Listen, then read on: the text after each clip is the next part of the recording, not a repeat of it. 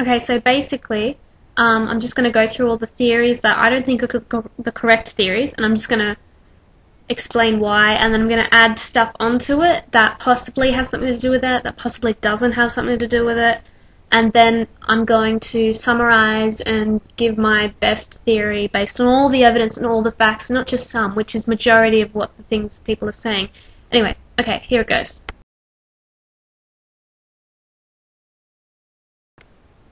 Okay, so the dummy theory basically is played out in one of the opening scenes. It cuts to Sherlock and John's flat where we see a dummy hanging.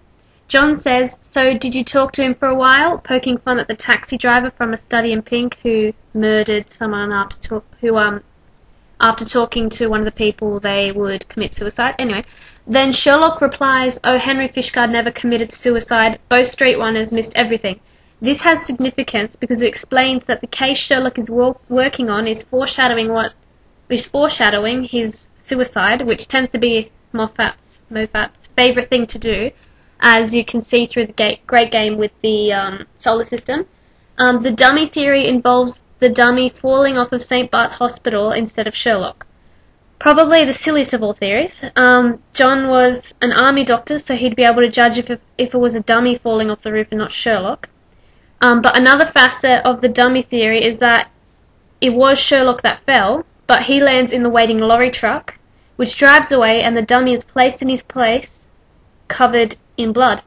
As John had been knocked over by the biker, he had been disorientated and wouldn't be able to tell the difference. I just think that these theories don't make any sense, and the dummy is not a plausible fate for Sherlock's body, so I'm going to pass this theory off as no. Not a good theory.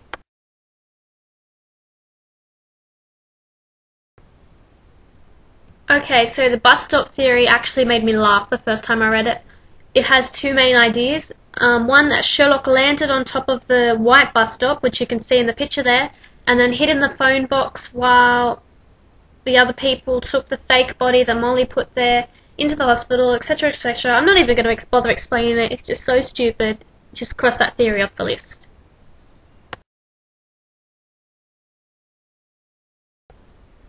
Okay, so basically the Moriarty theory is that Moriarty fell off of the building and not Sherlock. I guess people think this because they just had a whole speech saying I am you and you are me and all that. But all in all, I just think that theory is not credible. Firstly, Moriarty isn't wearing the same clothing as Sherlock, and secondly, no. Just no. No. Although, it would be ironic if Moriarty was buried in Sherlock's grave. But, I just don't think that this... No. It's not a good theory.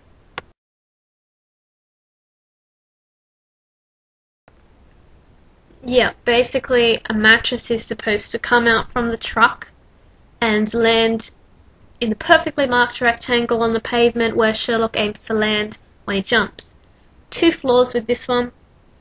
Firstly, that chalked out area, or whatever people call it, it isn't chalked out. It's a pattern in the brickwork. Secondly, there are no stationary vehicles in front of the chalked out area for a mattress of any kind to be put on. So, yeah, and no, the lorry isn't a good enough mattress place. It's not, no. And John would have seen if there was a mattress in the back of the lorry or something like that, and this is in the no list of theories, so it's a no. The chalked out area has nothing to do with it, I believe.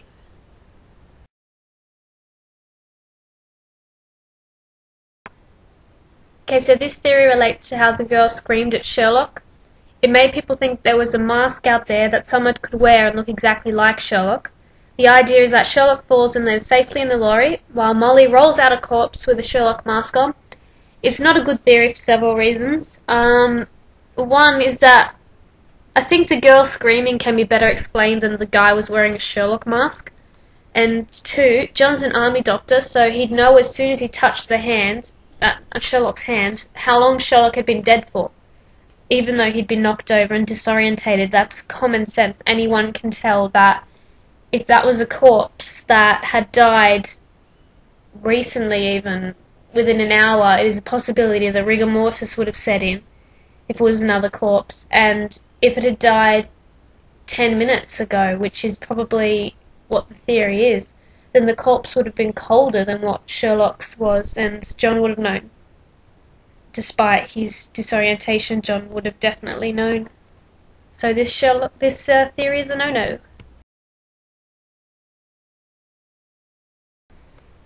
Basically, all the theories can be tracked back to the lorry, unless it's a stupid theory like the phone box theory or the Moriarty theory or something like that. All of them can be traced back to the lorry, in which Sherlock jumps off the building, falls into the lorry, and then a corpse is put down on the ground, or Sherlock himself is put down on the ground for John to, look at, because he needs to realise that he's dead so that it's more believable. Yeah, basically the lorry is behind it all. I think the lorry definitely does have something to do with it, but it's obviously not the whole crux of the thing, because Moffat wouldn't have mentioned the out-of-character thing if the lorry was simply the answer. I think there's more to it than just the lorry.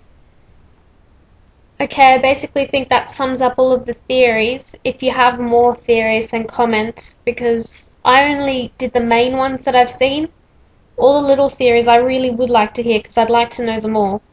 But those theories are the main ones that everyone's thinking about, and I think the lorry does have something to do with it, but not the entire thing. And yeah, so now I'm going to go through all the little things, the little details that I noticed that may or may not have something to do with the final answer. Anyway, here they are. Now, I've already discussed the dummy, but it is something that we do need to take into account, because it may or may not be a factor in how Sherlock survived. I personally don't view it as a factor, because I know that it has something to do with the next series. It doesn't have something to do with this series. But I may be wrong. I don't write the show. I just don't think this has anything to do with it, really. There's an old magic trick that involves if you stick a ball underneath your arm, then it will stop your pulse for a certain amount of time. This can be seen in Sherlock when he has the ball, but he's playing with it in the hospital just before he goes up onto the roof with Moriarty. So this may be a big factor when Sherlock's lying on the ground after he's jumped.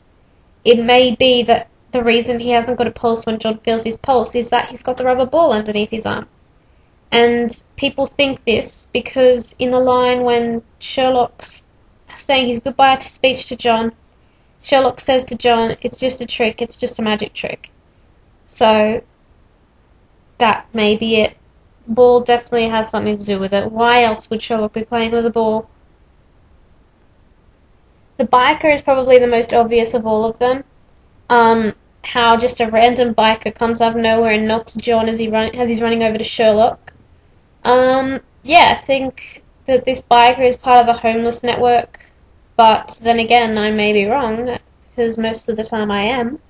But this biker, it may be a coincidence. People haven't taken into account that this biker may just be a coincidence placed there. I mean, it's too obvious to be something that would... But then again, Occam's razor. The most obvious answer is probably the right one. So yeah, I think this biker is probably part of the homeless network, put there by Sherlock to distract John while everything is sorted out by the people in the blue in the background.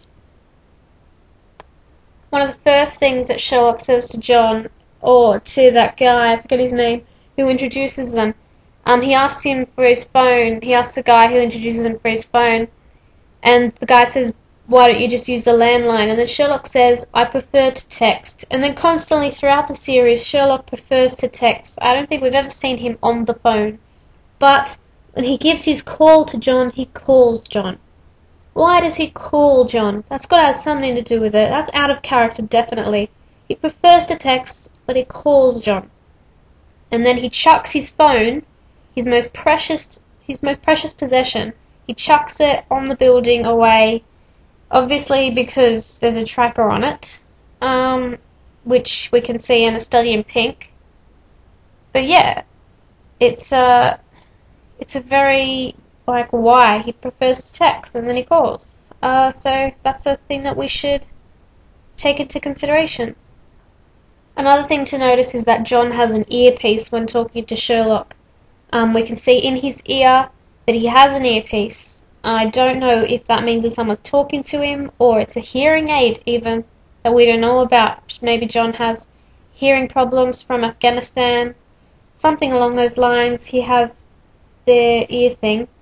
The biker then knocks him over, and then when you see his ear the next time, the ear thing is not in there, and you can hear the piercing sound of, it may be disorientation, or it may be the sound that John hears when he doesn't have that ear thing in.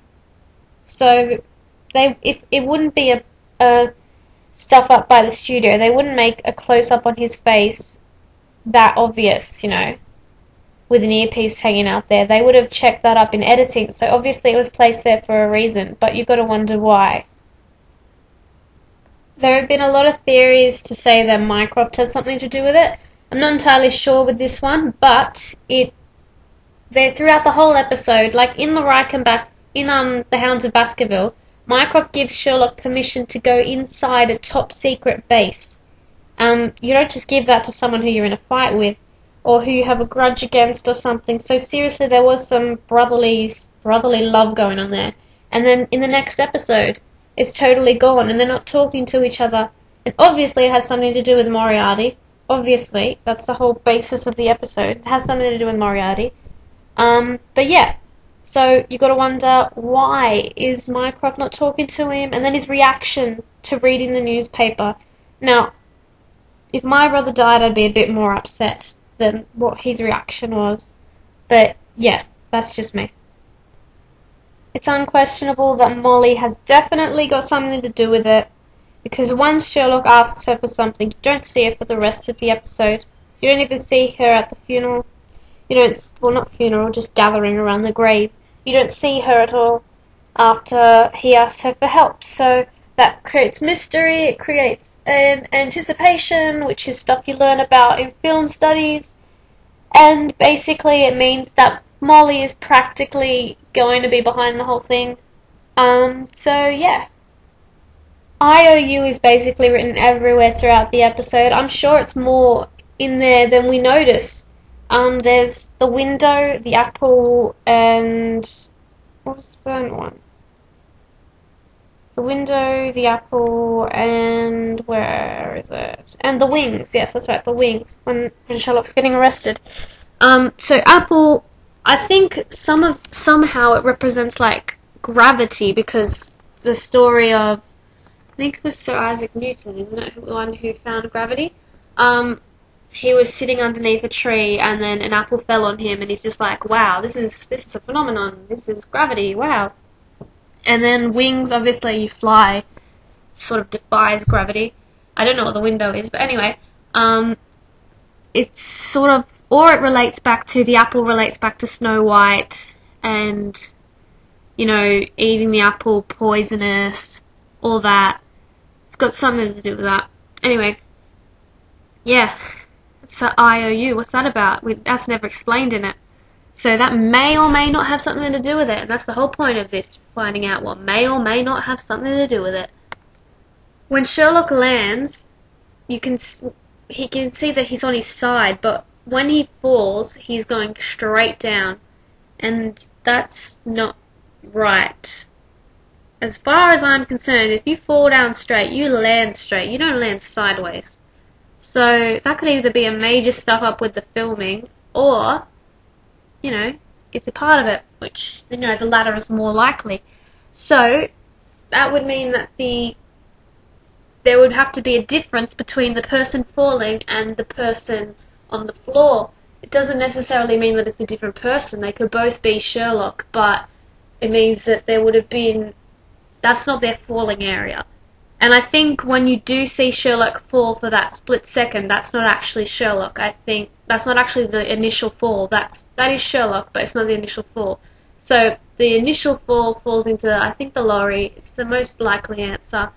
And then the fall that we see, which is the fall where he lands vertically, it's him being placed there, you know, afterwards, after the initial fall. So that's basically that theory. A thing that's left unexplained is why the child screamed. Many people think it's because possibly there was a Sherlock mask, which I think this is a modern adaptation of Sherlock. They're not gonna get away with just saying, "Oh yeah, the guy was wearing a mask." I think it has to be clever in some form. I mean, Occam's razor, the simplest theory is the best explanation, but that's too simple, wearing a mask, I think. It's got to be something, like maybe she was screaming at a defining feature, like maybe she's scared of cheekbones, or something like that. Or maybe she's screaming at John. We don't know. John may have like an ultimate role in this, considering that earpiece. That earpiece is very suspicious. It makes me think that he knew. But I don't know. He knows, but I don't know. So yeah, the child screaming, very suspicious, but not a mask. Okay, now I'm going to attempt to pronounce this. Rhododendron ponticon. It's a flower that's mentioned in the episode. It can be poisonous. It can cause hallucinations, which would explain why the children were frightened by Sherlock, because possibly they were under the effects of Rhododendron ponticon. It's a flower. Anyway, that makes me scared though, because I used to play with a similar flower, but purple, when I was a kid, and if it's poisonous, I'm scared. But, yeah, they might have been under it, but then there's also the theory that John might have been under it and Sherlock didn't even fall. No one fell. We're seeing it from John's perspective, and no one actually fell. Or maybe, Sherlock never existed, and it's an imaginary friend that John set up in his mind. To help him get over the struggles of war. That's sad. But anyway, yeah, Ponticon. Yep. I really do think that these children are significant in the storyline. I think if the brother was awake, considering he's in intensive care, he would have a lot more explaining to. I think that's how Season 3 is possibly going to have something to do. They might have a little explanation bit where the boy says something and then John figures something out, or something like that. Because we never talk to the boy, we only see the girl who screams at Sherlock. But anyway, this theory involves the governor, not the governor, why am I saying the governor? The US representative, I think it is. That's the father of the children. It involves that father. It says when Lestrade comes to Sherlock with the case, he says he's asked for you personally, which, and then the case was all set up for him perfectly by Moriarty, which we all know is the bad guy. Yeah. Spoiler alert, if you weren't already spoiled by this video. But yeah, whatchamajig. The guy asked specifically for Sherlock, which I found was a bit strange. But yeah, that's something to think about. That's another thing to think about. There's so many things to think about. Okay, I'd just like to run by one more theory, just quickly, which I discovered. We don't know how long John was knocked out for. He could have been knocked out for a second, a minute, an hour. We don't know how long he was knocked out for. Because we're seeing it from the perspective of John. So, he could have been knocked out for enough time to for Sherlock to be safely taken away by Mycroft or Molly, whoever was in on it. He could have, he could have had it all rolling in the deep. But yeah, We don't know how long John was knocked out for. So, that's another thing to think about. This is all things to think about, but I don't know if you've noticed, I am obsessed with this. I just made a 20-minute video and I just need to know. I need to know, and I can't really wait 12 months because that's just ridiculous. Come on, Moffat, get off your ass. Anyway, this has been a video for you to just take in all the information and then compile it in your brilliant little minds. A theory of your own that could possibly be the right one, because I want to know, and I can't think of anything in my mind, so I'm trying to use your minds. That's why I made this. You guys have to watch this, and, well, if you have got to this part, you have watched it. But you have to watch this and get it all in your head, and then sort it all out in your head, and then figure it out, you know? Come on guys, figure it out. Comment your theories and stuff. I want to know. Okay, anyway, yeah.